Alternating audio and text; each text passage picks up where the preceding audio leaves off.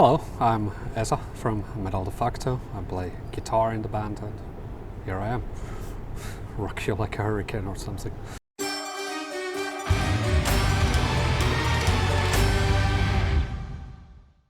Getting better, getting better. It's like for a week it was quite bad, but it's now getting a bit better.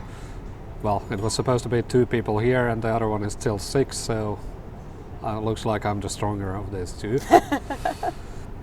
But then again, from the band, Pete proved to be the strongest, the replacement guitar player who never got sick. Everybody else who were at the rehearsals got sick. Yeah, well, like I said, next time he can do the interviews for you guys. Yeah, that could be interesting. Of course, excited and like nervous. All these kind of feelings jumbled in my head. It's been a while since we last released anything real. Like, I don't consider the EP like a real release. It was just like bonus songs mostly. And so it's been like almost 4.5 years since we last released album. Jesus. Yeah. 4 years. Okay. Yeah. Well. I'm neurotic about those. I like check everything. And it seems to be quite good. I think I've seen only 2 interviews that are like less than 9 or 4 out of 5, however you count it. But and both of those, they are like, I understand where they're coming from. Of course, they are wrong, but like, I understand. They actually in the writing they weren't bad reviews. Yeah. But the scores were just like lower than the rest of those. We're playing power metal. We are not playing Japanese music, and the thing is that I don't see any reason for us playing like Japanese music. We didn't play Roman music for the first album. Like Italian. Yes, or Italian or whatever. It's the thing is that we're telling stories about this. It doesn't need to reflect in the music. Okay, you could do some of this, but it's also that it will be through this like a Finnish lens of magnifying Japanese music, which is like, okay, yeah, not that good idea in my opinion. Mm-hmm. Of course, there is some this like oriental sounding pentatonic theme in this Code of the Samurai, but it could be also from a blues rock song. Basically, it's just basic pentatonic theme. It's people associated it with oriental, but it's not like strictly in that one. It's also used in a lot of Western music. So I guess, well, basically there is some tiny elements that one might connect to it if you are, more of an analytical person. Yeah, there is some things that could connect it a bit, but quite a little of those there. And we almost try to avoid this thing that it's not like having this association by music. It's about the lyrics, it's about the stories. Well, you just also do what you promised people, which is to make power metal great again, so you cannot really do that with like all this it could be an interesting combination, but then again I think we are not the right people to do that combination. I think it's a task of the Japanese people to like interpret their music through like metal music if they want to do that, and probably they've done it and they have done it. But 47 Ronin is actually written mostly by me and Aitor, the lyrics for it, and that's a story that I've always liked in a way.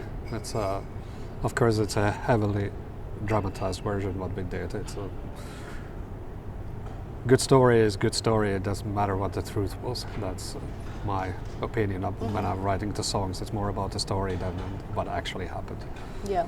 If it's a historical event, it's more interesting to write this like sort of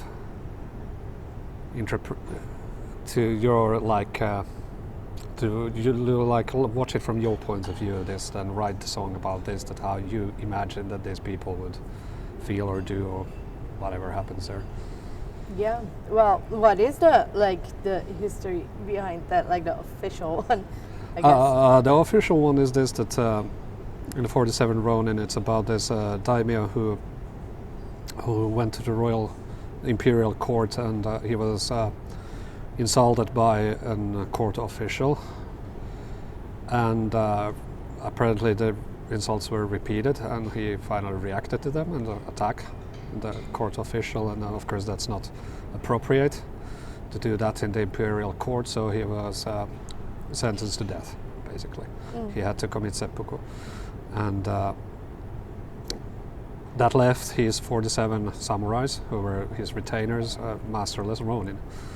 And of course, people expected them to take revenge against this courtier at some point, and it looked like they never will do it. They waited for over a year to do anything about it, and they were even pretending to become this hobos and drunks and this kind of thing, and all the time planning this action, and then they finally went there and beheaded this court official.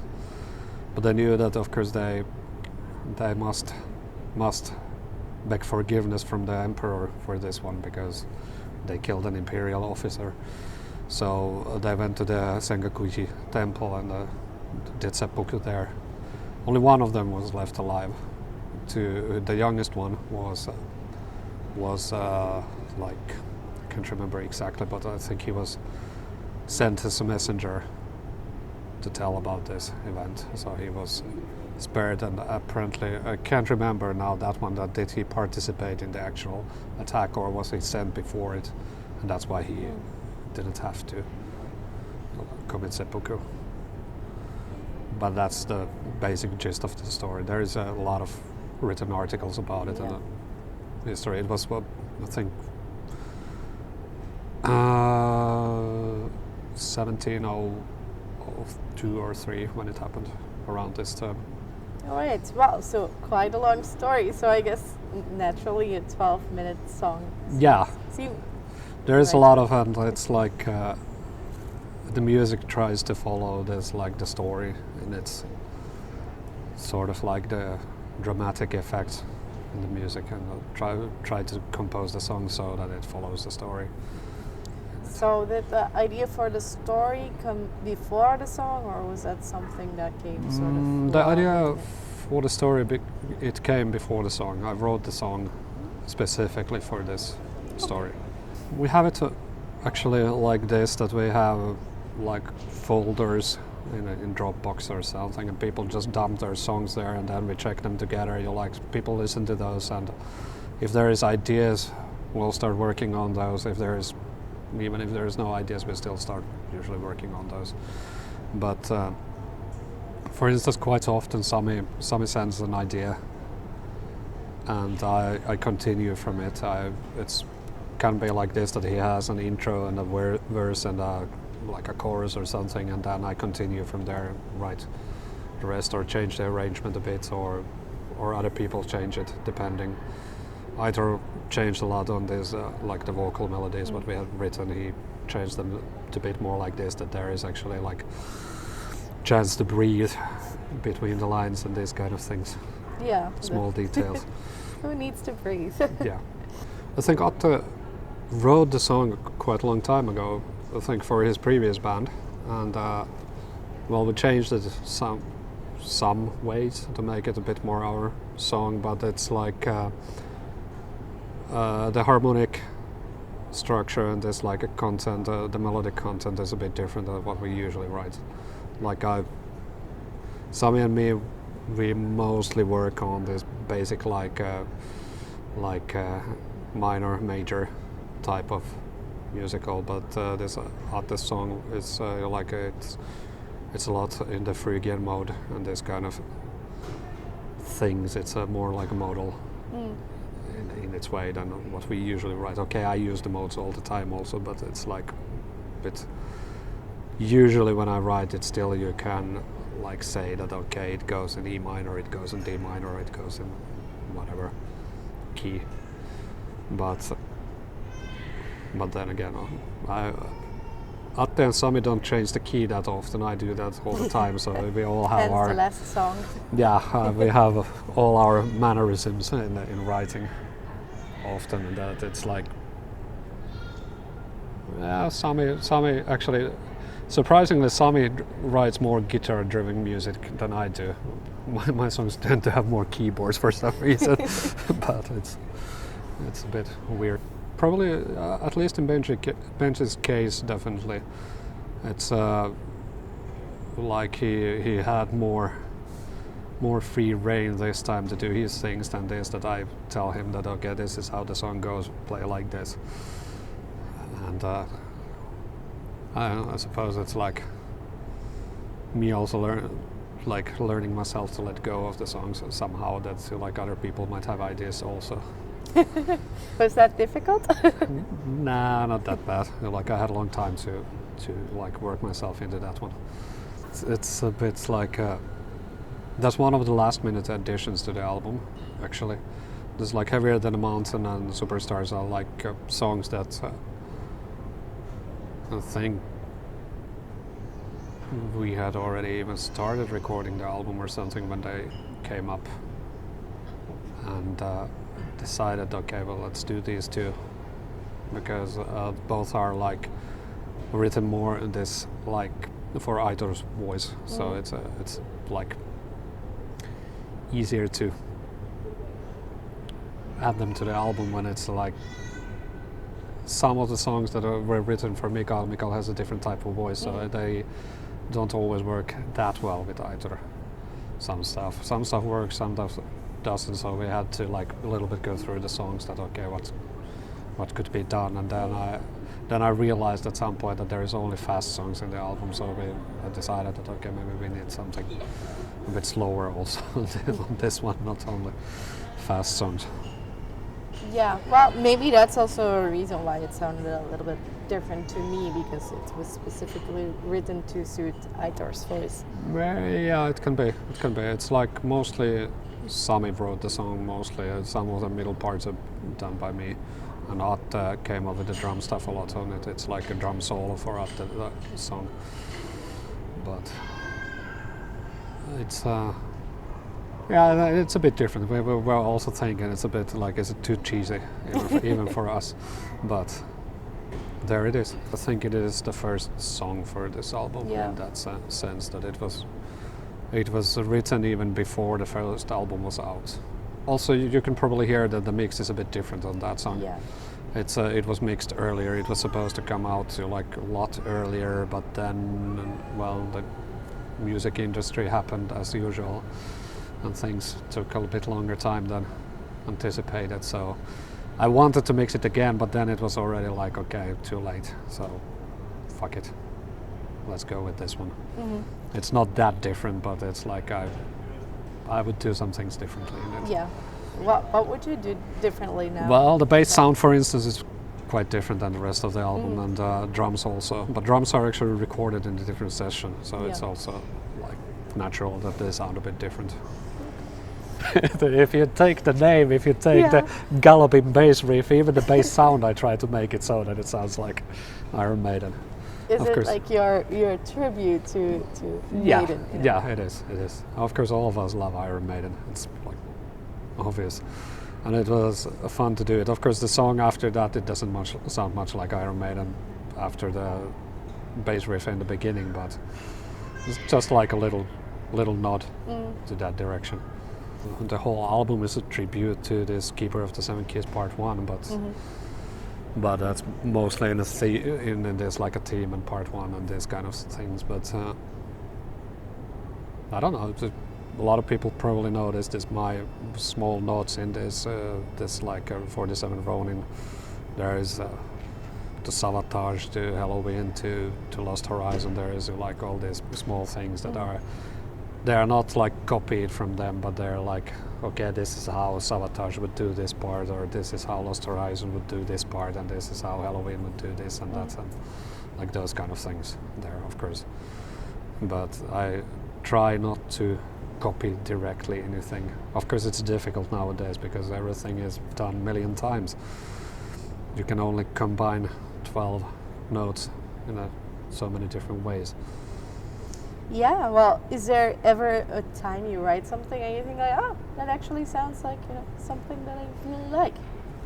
Or does it happen all the time in this band? Well, sometimes yes.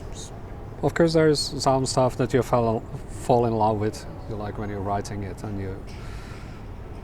you think it's the best thing ever. Sometimes it is, sometimes it's not. Sometimes you have to let it go. Sometimes you have to scrap it and maybe come back to it later time if it doesn't work as a whole. But yeah, of course, like 47 Ronin, again, it's one of my favorite songs ever that I've written, because there is like a lot of showcasing a lot of stuff that I like in the music in that song. Yeah. What can you expect from our shows? Good time, hopefully. For us, for audience, for everyone involved, hopefully, except the mixing engineer. And a lot of energy on the stage, as usual. Pete has done a few shows in his life, so he knows how to play guitar and he knows how to perform. I have no doubts that he will do great. We have been rehearsing with him a couple of times and it's very easy. It's like he learned the songs quite well. Of course, we all got sick and we couldn't rehearse after that. So next week is going to be tight. And just Pete on stage. Yeah. Hello, this is Metal De Facto. Yeah, Pete and the backing tracks. Why did you pick Pete? Because I guess I wouldn't personally associate him with power metal so much. But he loves power metal. Really? Yes. Interesting. I didn't know that's what he listened to, because Yeah, he was about Slayer most of the time. Yeah, he's a huge power metal fan. He has even played in a Halloween tribute. Oh, interesting. And this kind of things. And we're always like, when I'm working with Ensifer, we're always talking about this, like favorite bands. Of course, he was very natural and close choice. There was some other ideas also that who could contact who are on this level that can learn these songs in this short time. But it's also very easy with Pete because we're in the same rehearsal place with Ensiferum and Vormin. So keep it in the family. Keep it in the family, yes. Yeah. It's easy. Easy, convenient and easy. Pete, you're convenient. I hope that they are not my last thoughts, but it felt like that last week. But I don't know. I'm always very bad at these things. And what you want to say, it's like, and then like 10 minutes after, I was like, oh, you should have said this. But I hope that people get some enjoyment of the album. I also hope that some people hate it, because that's always better than this a lukewarm reaction. And even if you hate it, you still listen to it. Sucker. And I still get money from it. Jokes on you.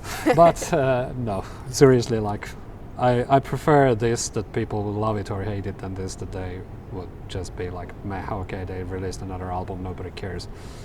Better this that they go there and shout and tell how horribly we suck. I prefer that. Please do that.